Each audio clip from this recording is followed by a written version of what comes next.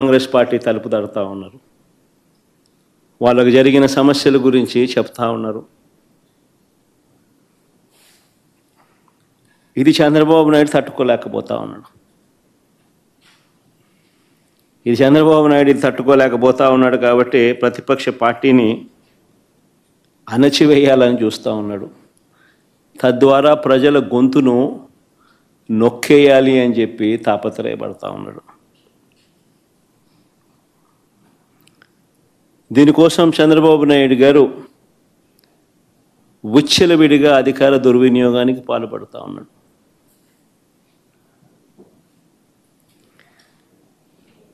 గతంలో పోలీసులు ఎలా ఉండేవాళ్ళు మా ప్రభుత్వ హయాంలో అని అంటే అత్యుత్తమ పనితీరుతో, గతంలో పోలీసులు మా హయాంలో అత్యుత్తమ పనితీరుతో, సంస్కరణలతో,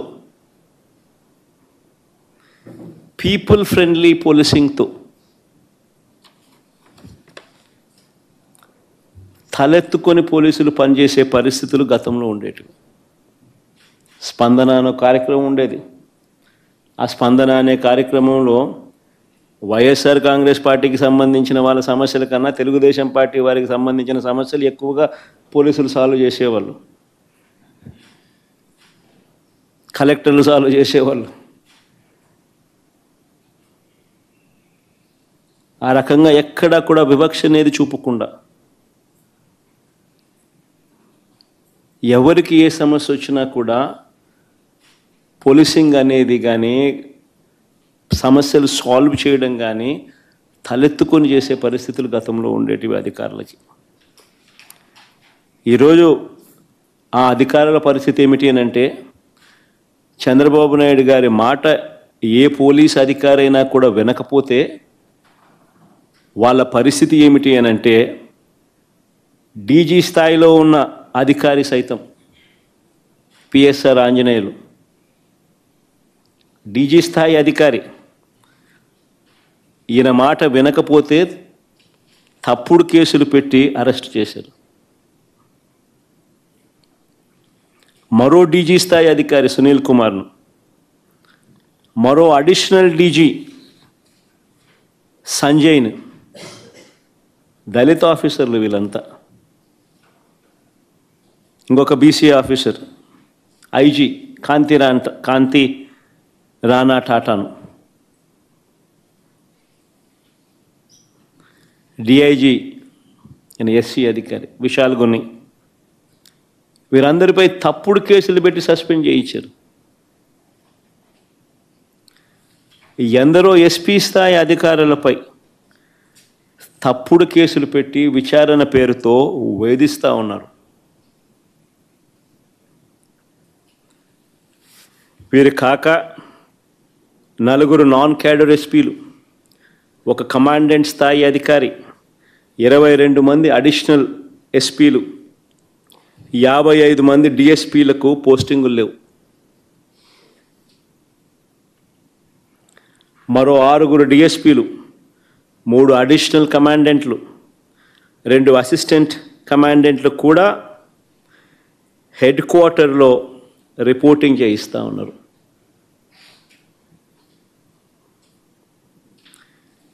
ఎనిమిది మంది డిఎస్పీలు సస్పెండ్. వీరు కాక మరో 80 నుంచి 100 మంది ఇన్స్పెక్టర్లు, 100 మంది కానిస్టేబుళ్ళు విఆర్లో ఉన్నారు. చంద్రబాబు నాయుడు గారి మాట ఎవరైతే వినరో వారి పరిస్థితి ఇది. రాష్ట్రంలో ఎంతటి దుర్మార్గపు పాలన నడుస్తూ ఉంది అని చెప్పడానికి ఇవన్నీ కూడా ఉదాహరణలు. కేవలం తన మోచేతి నీళ్లు తాగే అధికారాలను మాత్రమే తాను పెట్టుకొని వాళ్ళను కరప్షన్లో భాగస్వాములను చేసుకొని ఈరోజు రాష్ట్రంలో పరిస్థితి ఏమిటి అని అంటే డిఐజీ అనేవాడు మాఫియా డాన్. ఆ జోన్కు ఆయన కింద సిఐలు, ఓ డిఎస్పి, అదే ఆయన ఆర్మీ. ఆ నియోజకవర్గంలో జరిగే ఇసుక కానీ, నియోజకవర్గంలో జరిగే మద్యం కానీ, ఆ మద్యం బెల్ట్ షాపులు నిర్వహించాలన్నా దాని పర్మిషన్ కానీ, ఆ నియోజకవర్గ స్థాయిలో ఏ పరిశ్రమ నడవాలన్నా కూడా ఎమ్మెల్యేకి ఇచ్చే కప్పం దాకా, ఆ నియోజకవర్గంలో పేకాట క్లబ్బులు నడిపే విషయంలో కానీ, ఏ విషయంలోనైనా కానీ డిఐజీలు ఆధ్వర్యంలో సిఐలు డబ్బులు కలెక్ట్ చేస్తారు. వీళ్ళు ఎమ్మెల్యేలకు ఇస్తా ఉన్నారు రివర్స్.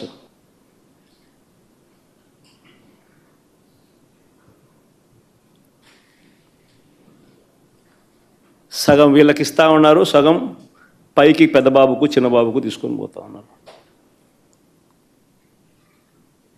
డిఐజీలతో నడిపిస్తూ ఉన్నారు కలెక్షన్ కార్యక్రమాన్ని.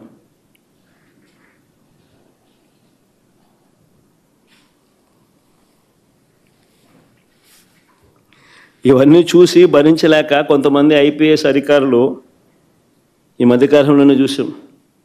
Siddharth Kaushal youngster, young IPS officer రాజీనామాలు చేసి వెళ్ళిపోతున్నారు వీఆర్ఎస్లు తీసుకొని. ఎందుకంటే ఆయన ఢిల్లీకి పోవడానికి రిలీవ్ చేయడు, ఎన్ఓసి ఇవ్వడు. సో ఇక్కడే ఉండి ఈయనతో వేధింపులు ఎందుకు అని చెప్పి ఏకంగా రాజీనామాలు చేసి వెళ్ళిపోతున్నారు వీఆర్ఎస్లు తీసుకుని.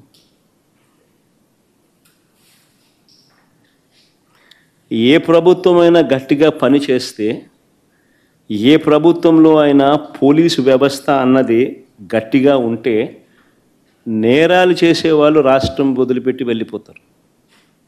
కానీ ఇక్కడ మాత్రం మన రాష్ట్రంలో పోలీసులు రాష్ట్రాన్ని వదిలిపెట్టి వెళ్ళిపోతున్నారు మంచి ఆఫీసర్లు.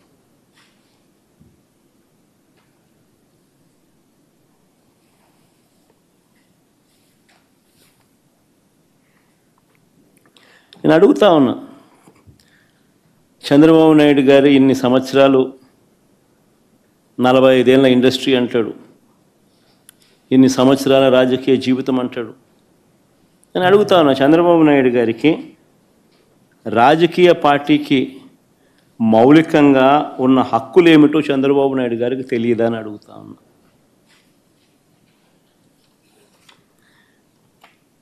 మరి పెద్ద మనిషి ఇన్నాళ్ళు రాజకీయాలు ఎలా చేశాడని అడుగుతా ఉన్నా.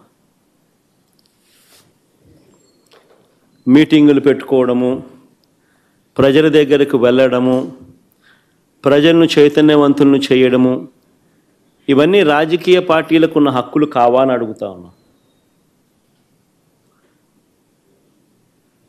ప్రభుత్వం ఏదైనా అన్యాయం చేసినా, ప్రభుత్వం వల్ల ఏదైనా నష్టం జరిగినా, ప్రభుత్వం ఏదైనా మోసం చేసినా ఆ ప్రభుత్వాన్ని ప్రశ్నించే హక్కు రాజకీయ పార్టీలకు లేదా అని అడుగుతా ఉన్నా.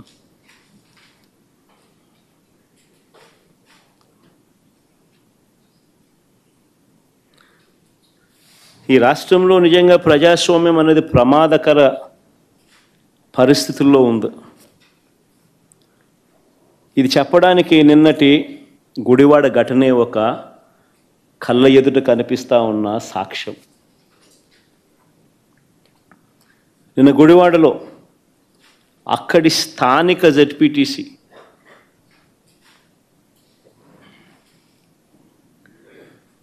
కృష్ణా జిల్లా పరిషత్ చైర్పర్సన్ ఒక బీసీ మహిళ, నా సోదరి హారిక,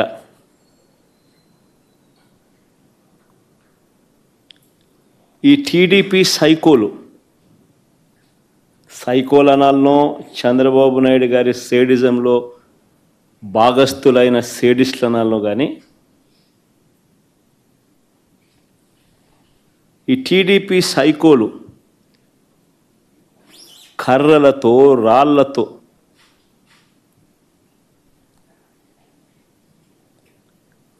దాడి చేసిన ఘటన. ఆమె చేసిన తప్పేమిటి అని అడుగుతా ఉన్నా. ఆమె చేసిన తప్పేమిటి అని అడుగుతా ఉన్నా. ఎందుకు ఆమె మీద దాడి చేశారు? ఎందుకు దుర్భాషలాడారు? ఎందుకు నోటుకొచ్చినట్టు అనరాని మాటలతో ఆమెను తిట్టారు అని అడుగుతా ఉన్నా. చంద్రబాబు చేసిన మోసాలను నిలదీస్తూ ఏమైనా అయ్యా నీ సూపర్ 6లు సూపర్ 7లు, రీకాలింగ్ చంద్రబాబుస్ మేనిఫెస్టో,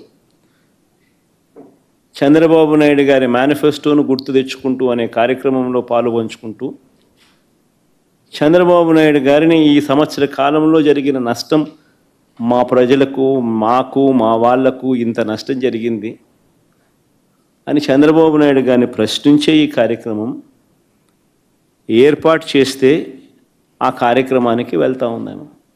తప్పేముంది?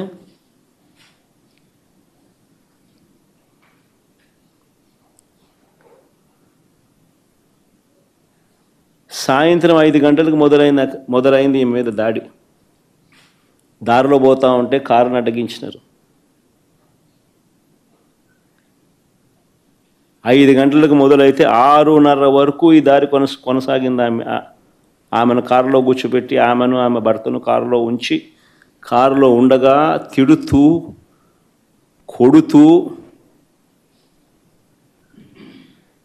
తిడుతూ, కొడుతూ కారు అద్దాలను ధ్వంసం చేస్తూ, ఆశ్చర్యం ఏంటంటే ఇవన్నీ పోలీసుల సమక్షంలో జరుగుతూ ఉన్నాయి. పోలీసులు ప్రేక్షక పాత్ర పోషిస్తూ ఉన్నారు.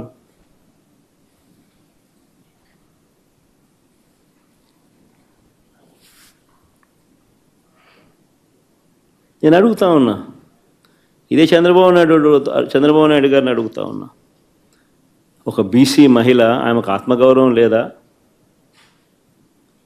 ఇంతమంది కలిసి ఇంతమంది సైకోలుగా బిహేవ్ చేసి, సేడిస్ట్లుగా బిహేవ్ చేసి ఆమెను తిడుతూ, అనరాని మాటలు ఆమెను అంటూ, ఆమె భర్తను, కారులో ఉన్న ఆమెను కారు అద్దాలు పగలు కొడుతూ, పక్కనున్న వాళ్ళను కొడుతూ, దారి కాచి కారు ఆపి పోలీసుల సమక్షంలో, చేతిలో అధికారులు ఉన్నారు కదా అని చెప్పి, అధికారం ఉంది కదా అని చెప్పి చంద్రబాబు నాయుడు గారు ఏం చేస్తూ ఉన్నారు? ఇది సేడిజం కాకపోతే ఏమిటని అడుగుతా ఉన్నా.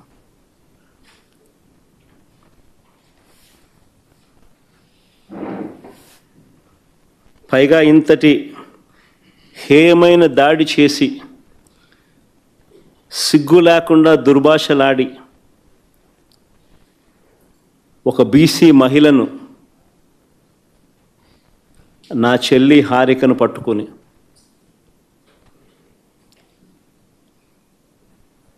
మహానటి అని తెలుగుదేశం వాళ్ళు మాట్లాడుతున్నారు. సిగ్గుండాలి కదా.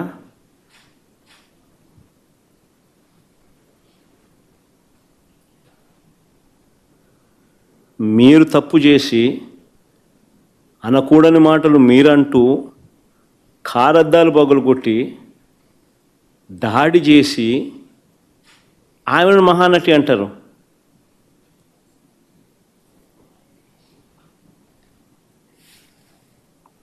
నిజంగా మహానటులు ఒకసారి అది కూడా చూడండి, ఒకసారి వీడియో క్లిప్పింగ్ కూడా ఒకసారి చూడండి, ఒకసారి మీకే అర్థమవుతుంది పోలీసుల పాత్ర కూడా.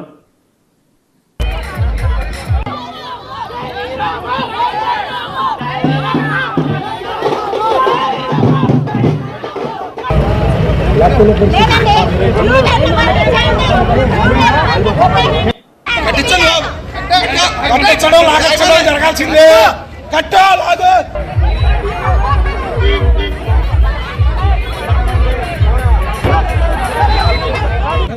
ఒక జిల్లా పరిషత్ చైర్మన్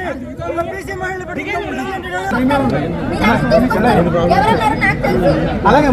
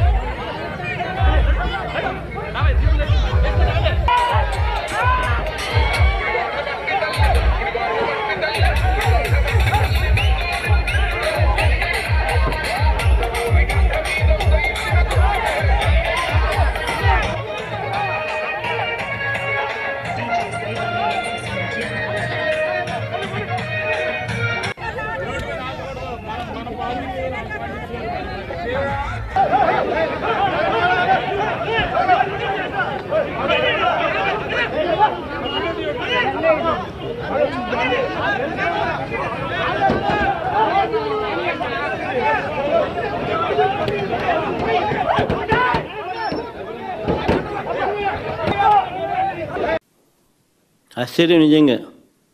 పోలీసుల దగ్గరుండి పోలీసుల ఆధ్వర్యంలో వాళ్ళ సమక్షంలో జెడ్పీ చైర్మన్ మహిళ, స్థానిక జెడ్పీటీసీ సభ్యురాలు పరిస్థితి అది. మళ్ళీ మహానటి అని చెప్పి రివర్స్ ఆమెను అంటారు.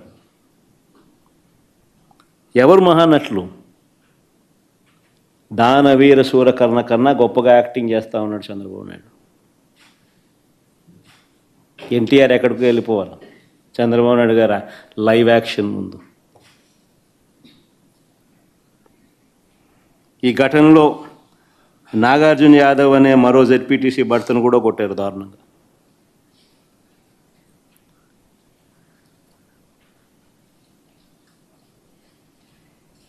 ఆశ్చర్యం ఏమిటి?